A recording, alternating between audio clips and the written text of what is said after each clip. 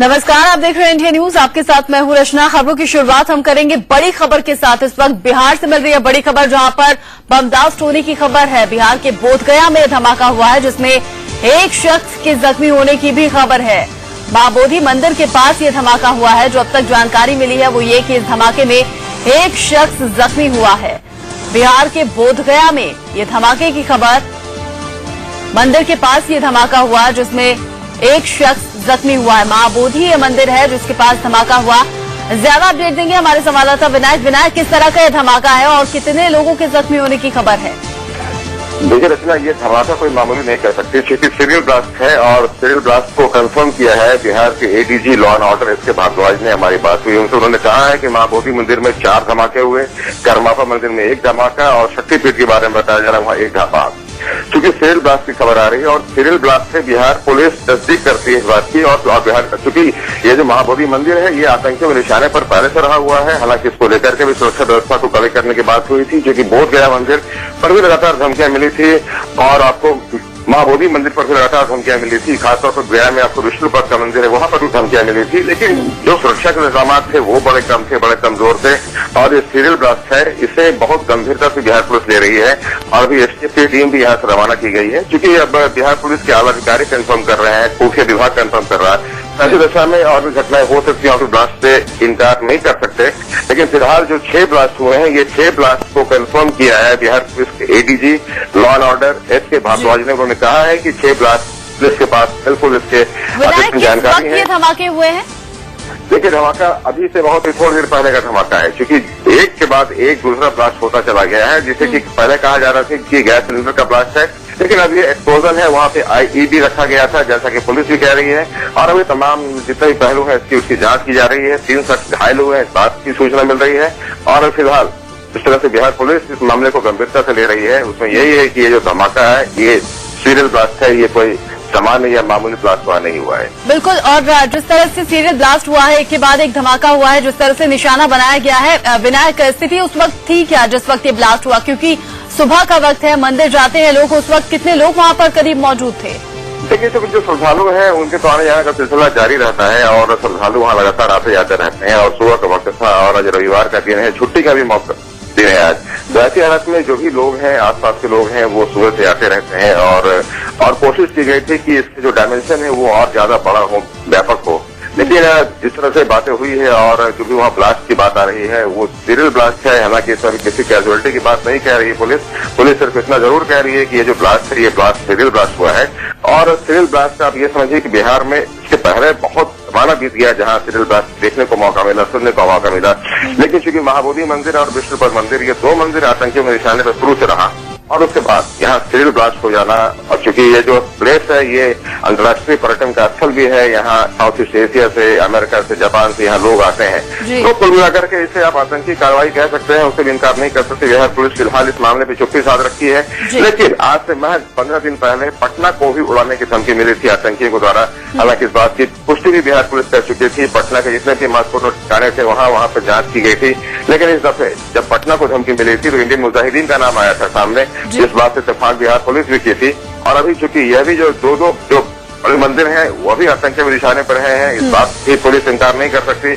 लेकिन फिलहाल ये जांच चल रही है किसमें आतंकी गतिविधि है या फिर कोई सामान्य जांच चल रही है। मां बोधि और करमापा मंदिर के पास ये धमाके हुए हैं, एक के बाद एक 6 धमाकों से दहला है फिलहाल बिहार। और बिहार पुलिस कुछ कहने के लिए तैयार नहीं है। देश ही नहीं विदेशों से यहाँ मंदिरों में खिंचे चले आते हैं लोग और ऐसे में सुबह सुबह ये धमाका आतंकियों के निशाने पर हो सकता है। आतंकी गतिविधि अंजाम देने की कोशिश यहाँ आतंकियों की तरफ से की गई है, लेकिन अभी तक पुष्टि नहीं है। विनायक बने रही हमारे साथ, गया से हमारे संवाददाता रवि भी हमारे साथ जुड़ गए इस पर ज्यादा अपडेट के साथ। रवि, जानकारी कुछ मिल पाई है इन धमाकों के पीछे हाथ किसका है?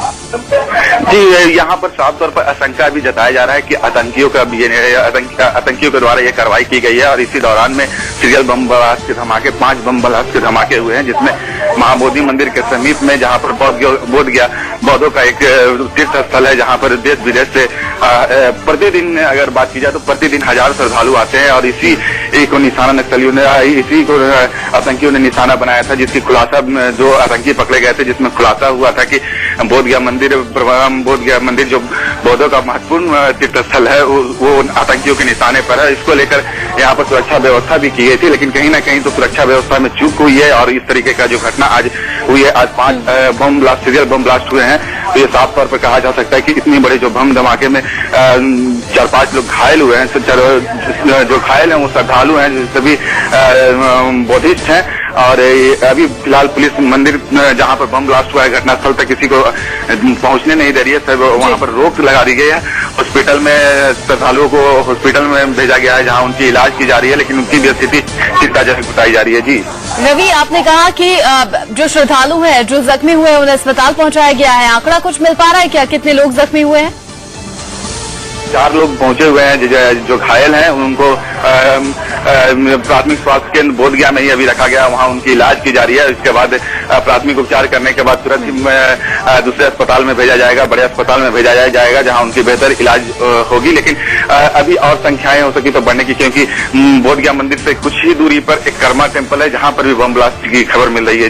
जी रवि, अगर धमाकों को लेकर जानकारी कुछ आप दे पाए, धमाके आखिर है किस तरह के? कई बार केवल दहशत फैलाने भर के लिए धमाके किए जाते हैं, कई बार नुकसान की मंशा को लेकर धमाके किए जाते हैं, ये किस तरह के धमाके हैं? कहीं न कहीं ये साफ तौर पर कहा जा सकता है कि जिस तरीके के जो धमाके हुए हैं उसमें 4-5 श्रद्धालु घायल हुए हैं, और जिस जगह पर धमाका हुआ है तो इससे साफ तौर पर कहा जा सकता है इससे ये आतंकियों का ये कार्रवाई ना हो। इस तरीके से जो घटनाएं हुई है तो इससे साफ तौर पर आशंका लगाया जा सकता है कि आतंकी भी इस घटने को अंजाम दिया है। जी अधिकारियों की टीम तो मौके पर पहुंची होगी, उनका क्या कुछ कहना है?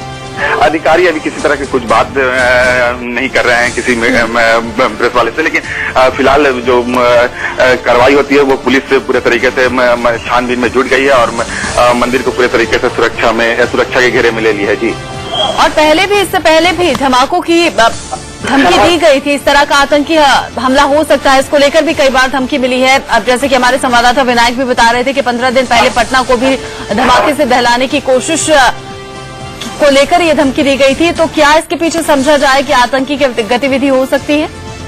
तो ये साफ तौर जा सकता है कि जिस तरीके से चाहे पटना हो, चाहे बोधगया हो, जहाँ बौद्धों का एक तीर्थ स्थल है, जहाँ पर आतंकियों के द्वारा हमेशा बताया गया है कि निशाना पर, जिसकी खुलासा भी जो 2 आतंकी पकड़े गए थे तो उनके द्वारा खुलासा किया गया था इसकी साफ तौर पे कि पटना का मंदिर हो या फिर बोधगया मंदिर हो, ये आतंकियों के निशाने पे ये उनके द्वारा खुलासा किया गया था। तो इसको लेकर पूरे तरीके से सचेत होनी चाहिए थी पुलिस को, लेकिन कहीं ना कहीं चूक हुई है सुरक्षा में और ये घटना को अंजाम दिया गया। कहीं ना कहीं चूक हुई है, क्योंकि पहले अगर धमकी मिल चुकी थी तो सुरक्षा को लेकर कड़े इंतजाम होने चाहिए थे, जो कि नहीं हुए, जिसका नतीजा ये है कि एक के बाद एक 6 धमाके हुए हैं। हालांकि ज्यादा नुकसान नहीं हुआ है। अब तक जो ताजा जानकारी मिल रही है वो ये कि 4 लोगों के घायल होने की खबर है, जिन्हें अस्पताल पहुंचा दिया गया है। प्राथमिक उपचार के बाद शायद उन्हें छुट्टी भी मिल जाए, लेकिन सुरक्षा को लेकर बड़ा सवाल यहां पर खड़ा हो गया है प्रशासन के आगे। हालांकि अभी बिहार पुलिस भी कुछ कहने से इस पर बच रही है।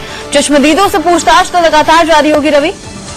जी बिल्कुल, पुलिस से पूछताछ कर रही है जो लोग हैं कि कैसे हुआ, क्या हुआ और कब हुआ। लेकिन ये घटना है जो सुबह की है, लगभग 5:30 से 6 बजे की ये घटना है जब बम धमाके हुए हैं। और जो लोग वहां पर उपस्थित थे उनसे भी पुलिस पूछताछ कर रही है कि किस तरह किसी ने देखा क्या। ये अपनी जो जांच होती है पुलिस की, वो जांच में पुलिस लग गई है, लेकिन अफसोस इस बात की है कि जब जिस वक्त सुरक्षा की व्यवस्था करनी चाहिए उस वक्त कहीं न कहीं सुरक्षा में चूक हुई और ये घटना घटी है, तो उस वक्त पुलिस को ध्यान रखनी चाहिए। अब जिस तरीके से पुलिस की कार्रवाई होती है कि घटना होने के बाद जांच, वो प्रोसेस में पुलिस लगी हुई है। जी बिल्कुल, हालांकि जांच की बात कर रही है पुलिस, लेकिन इस बात से इनकार नहीं किया जा सकता कि जब इस तरह की धमकियां मिल रही थी तो जो सुरक्षा के इंतजाम होने चाहिए थे, जो कि मुस्तैदी होनी चाहिए थी पुलिस प्रशासन में, वो नहीं है। और जिसका नतीजा है कि एक के बाद एक 6 धमाकों से दहला है बिहार। 2 मंदिरों के पास ये बम धमाके हुए हैं, सुबह के वक्त ये धमाके हुए हैं।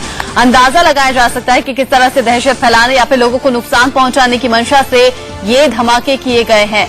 चश्मदीदों से लगातार पूछताछ जारी है।